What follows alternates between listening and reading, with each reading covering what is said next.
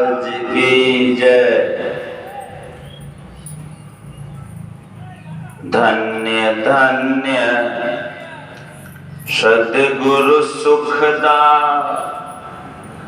महिमा कहीं न जाए। जो कछु कहूँ तुमरी कृपा, मोते कछु ना बसाए। जो कछु कहूँ तुमरी कृपा, मोते कछु ना बसाए। विश्व वंदनीय 20वीं शताब्दी के महान संत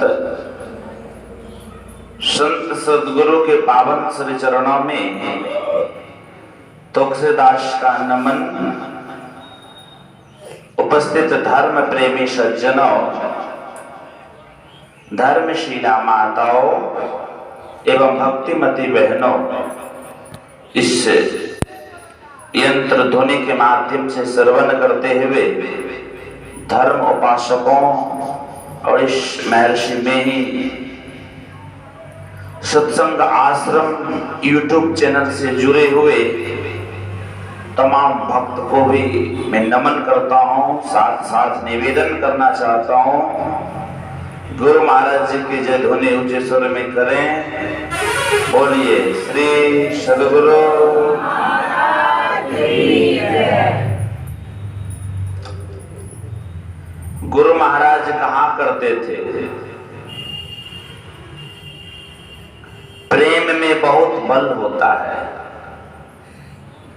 प्रेम में बहुत बल होता है, आपस में मेल से रहो। प्रेम का फल हमारे आदरणीय श्री राम जी बाबू लघु कथा को कह रहे थे, लेकिन प्रेम है, कहा बाबा मैं पूरा कर देता हूं।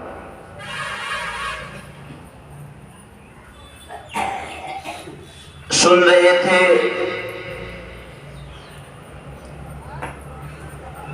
जब विद्यार्थी लोग पहले पढ़ने जाता था, अभी भी जिस विद्यार्थी में अधिक प्रेम होती है, अधिक विद्यार्थी थोड़ा सर का होमवर्क बनाने में भी कमजोर पड़ जाता है, तो वह कहता है मैं प्रयास करता हूं बताने का, तो बना लो। तो ठीक मैं सिर्फ राम जी बाबू का प्रश्न को पूरा कर रहा हूं, तो प्रवचन नहीं कर रहा हूं। दो दोस्त में बड़ी प्रेम थी, बहुत श्रद्धा, बहुत आपस में मेल। दोनों दोस्त ने विचार किया, या तो आपस में रहते हैं, आर्थिक स्थिति की कमी हो चुकी है, चलो अपने राज्य से दूसरे राज्य कुछ मेहनत करेंगे, अब ढेर सारा पैसा इकट्ठा करके पुनः अपने घर को चले आएंगे वापस। कोई कहानी नहीं, सच्ची घटना है। प्रेम था, दोनों गए। जब दोनों में प्रेम श्रद्धा, कोई बड़ा फैक्ट्री में काम करने लगा। फैक्ट्री में काम करने लगा, ईश्वर की बहुत बड़ी कृपा हुई, ढेर सारा आमद आया और काफी नफा भी हुआ। दोनों दोस्त विचार करते हैं, देखो भाई ढेर दिन हो गया, दीपावली का समय आने ही वाला है, चलो घर को जाएंगे।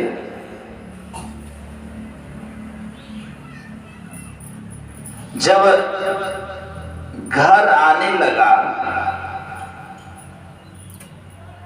रास्ते में जब कुछ दूर आया, स्टेशन गाड़ी में विलंब थी, लेट थी गाड़ी।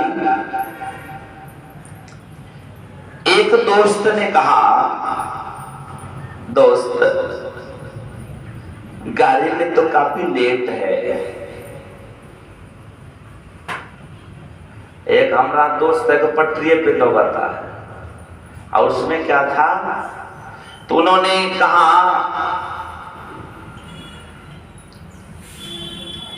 कि गाड़ी में विलंब है, कुछ भोजन कर लीजिए। एक ने कहा, देखो दोनों यदि एक साथ भोजन करने के लिए जाओगे, ढेर सारा सामान है, कोई लेके चले जाएंगे, इसलिए कोई एक जाओ और एक इस बैग के पास रहूंगा। मित्र आप जा रहे हैं, आप ही जाइए, आप भोजन कर लीजिएगा, मेरे लिए भोजन को लेते आइएगा। यही ना है, लेते आइएगा। अपने तो भोजन कर लिए, मित्र के लिए भी भोजन ले लिए, लेकिन भोजन में क्या कर दिया, विष मिला दिया। यही ना बाबा, विष मिला दिया। जब विष को मिला देते हैं, भोजन तो खाया और वह समाप्त हो गया। मन में यह समाया, मन में यह समाया कि देखो इतना ढेर सारा संपत्ति को लेके जा रहे हैं, यदि दोनों रहते 50-50, आधा आधा बांट लेते हैं, लेकिन अब तो संपत्ति मेरा हो गया। बनावटी रोना धोना, तब तक इसके घर पे खबर पहुंचा देता है कि तुम्हारे पिताजी मेरे दोस्त थे, एक थाली में मैं खाता था, काफी प्रेम थी, लेकिन तुम्हारे पिताजी बीमार पड़ गए, काफी इलाज कराया लेकिन नहीं रह सका।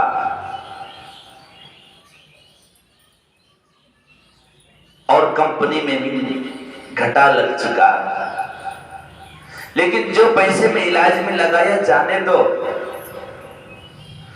लो कुछ रुपये में देता हूं, 1000 रुपये में देता हूं, जा तू पिताजी का दाह संस्कार कर देना। उनका मित्र भी घर गए और इनका मित्र का पुत्र भी घर आए। अब जो छोटा मित्र था, मित्र की शादी कई वर्ष पूर्व पहले हो चुका था, लेकिन कोई संतान नहीं था, खाली पड़ा था। घर आया, समय आया, कुछ दिन बाद पुत्र की प्राप्ति हुई। अब इनके मन में हो गया, पाप किया तो आज मैं बाप बन गया। क्या हुआ मन में, पाप किया तो बाप बन गया, पुण्य में फल नहीं है। देखो मैं मन में सोच रहा है, पाप किया तो बुरा फल मिलना चाहिए, लेकिन हमको तो अच्छा फल मिला। लड़का बड़ा हुआ, लड़का बीमार पड़ा। जब लड़का बीमार पड़ता है तो क्या हुआ, वह लड़का आने लगा, वह अस्वस्थ हो चुका। जब लड़का, तब जो है उनके पिताजी डॉक्टर के पास ले गए। सब जगह दिखा दिया। भारत में जितने डॉक्टर थे सब जगह दिखाया। डॉक्टर साहब ने कहा आप अपने पुत्र को अमेरिका ले जाइए। पैसा की कमी थी नहीं, अमेरिका ले गए। जब अमेरिका ले गया, जितना पैसा उन्होंने कमाया था और मित्र का लिया था सब समाप्त हो गया। अब सुबह भोजन करेंगे तो रात्रि के लिए सोचना पड़ेगा कि मैं क्या खाऊं। घर आया, एक दिन उनके पुत्र ने पिता को देख हंस पड़ा। यही ना है, पिता को देख के क्या किया उन्होंने? हंसने लगा। ये बात पुस्तक में भी लिखा हुआ है, पढ़ सकते हैं। पिता को देख के उन्होंने क्या किया? हंसने लगा।